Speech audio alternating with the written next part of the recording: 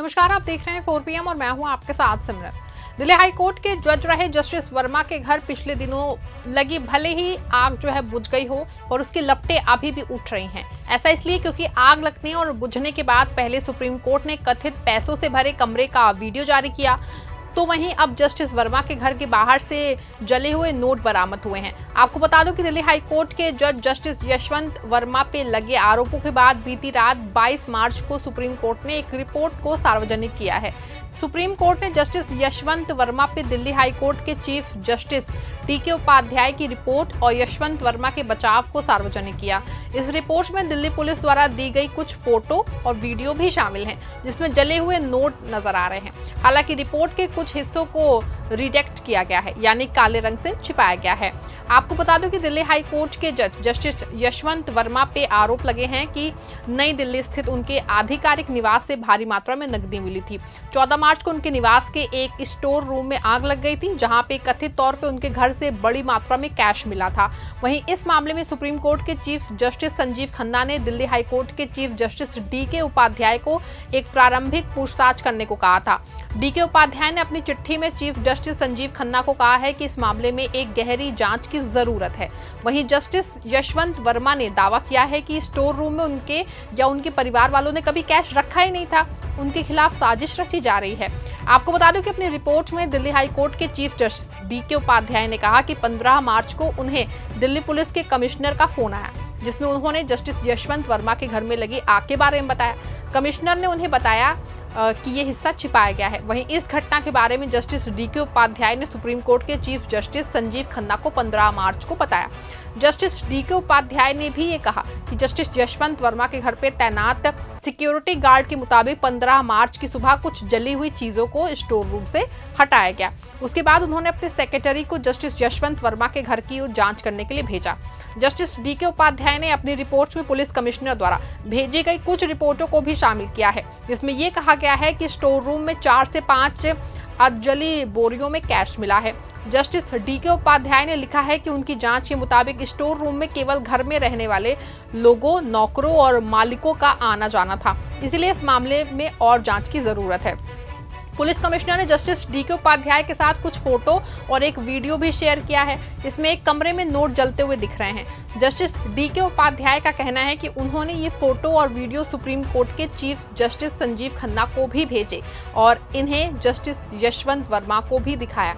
आपको बता दूं कि सुप्रीम कोर्ट के चीफ जस्टिस संजीव खन्ना और दिल्ली हाई कोर्ट के चीफ जस्टिस DK उपाध्याय ने यशवंत वर्मा से 3 सवाल पूछे।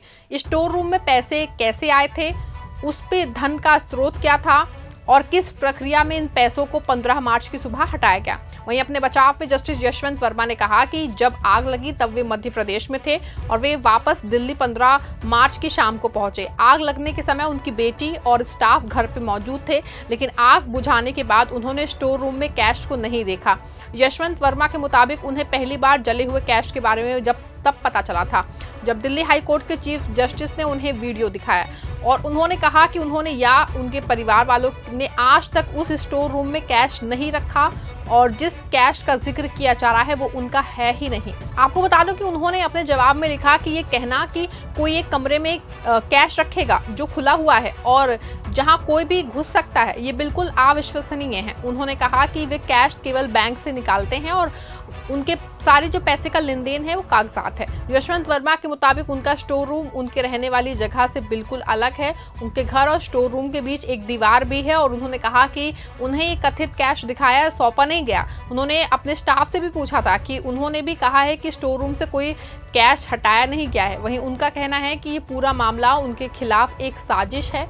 इस पूरे हादसे ने मेरी प्रतिष्ठा को बर्बाद किया है, जो मैंने एक दशक से ज्यादा हाई कोर्ट का जज रह के बनाई थी। साथ ही ये भी कहा कि आज तक उन पे कोई भी आरोप नहीं लगे हैं और अगर जस्टिस DK उपाध्याय चाहें तो उनके न्यायिक कार्यकाल की जांच कर सकते हैं। वहीं अब मामला भारत के चीफ जस्टिस संजीव खन्ना द्वारा गठित कमेटी को सौंप दिया गया है। साथ ही पुलिस से जस्टिस यशवंत वर्मा के पिछले 6 महीने के कॉल रिकॉर्ड भी मांगे गए हैं। उन्होंने जस्टिस यशवंत वर्मा को अपने फोन से कोई भी डेटा हटाने से भी मना कर दिया है। सुप्रीम कोर्ट की गठित कमेटी में पंजाब और हरियाणा हाई कोर्ट के चीफ जस्टिस जस्टिस शील नागू, हिमाचल प्रदेश हाई कोर्ट के चीफ जस्टिस GS संधावालिया और कर्नाटक हाई कोर्ट जबकि चीफ जस्टिस अनु शिवरामन शामिल हैं। आपको बता दूं कि 1999 में सुप्रीम कोर्ट में इन हाउस कमेटी की प्रक्रिया का गठन किया गया था। उसमें कहा गया था कि 3 जजों की कमेटी हाई कोर्ट या सुप्रीम कोर्ट के जज के खिलाफ शिकायत की जांच करेगी। आपको बता दूं कि अपने कार्यवाही के बाद कमेटी या तो जज को बेकसूर पा सकती है या जज को इस्तीफा देने के लिए कह सकती है। इस्तीफा देने से अगर जज ने मना कर दिया तो कमेटी उन्हें हटाने के लिए प्रधानमंत्री और राष्ट्रपति को सूचित कर सकती है। वहीं कुछ मामलों में ऐसा भी हुआ है कि चीफ जस्टिस ने केंद्रीय जांच ब्यूरो को जज के खिलाफ कार्रवाई करने का आदेश दिया है। चीफ जस्टिस संजीव खन्ना ने फैसला लिया है कि फिलहाल के लिए जस्टिस यशवंत वर्मा को कोई न्यायिक जिम्मेदारी ना सौंपी जाए। वहीं अब जस्टिस वर्मा के घर के बाहर से जले हुए नोट बरामद हुए हैं। बता दें कि रविवार सुबह सफाई के लिए पहुंचे एनडीएमसी के सफाई कर्मचारियों को तुगलक रोड की सफाई करने के दौरान जस्टिस वर्मा के घर के बाहर 20 से 25 जले हुए 500 का नोट पड़े हुए मिले।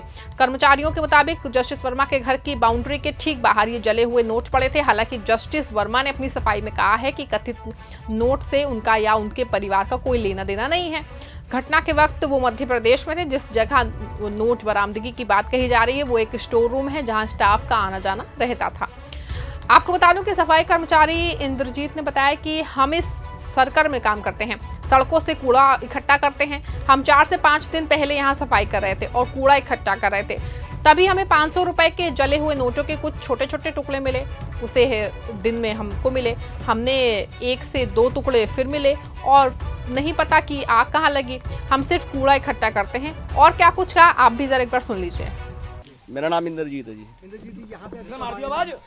सर हम यहीं इसी सर्कल में काम करते हैं, तो यहाँ रोडों पे से जो कूड़ा उठाते हैं सर, वो 4-5 दिन पहले यहाँ सफाई कर रहे थे, वो ढेर उठा रहे थे कूड़े का, तो उसमें जला हुआ कुछ सामान था, उसमें 500 के नोट थे जले हुए, वो छोटे छोटे टुकड़े थे उसमें। नहीं सर, ये उसी दिन के हैं जो हमने सफाई करी थी।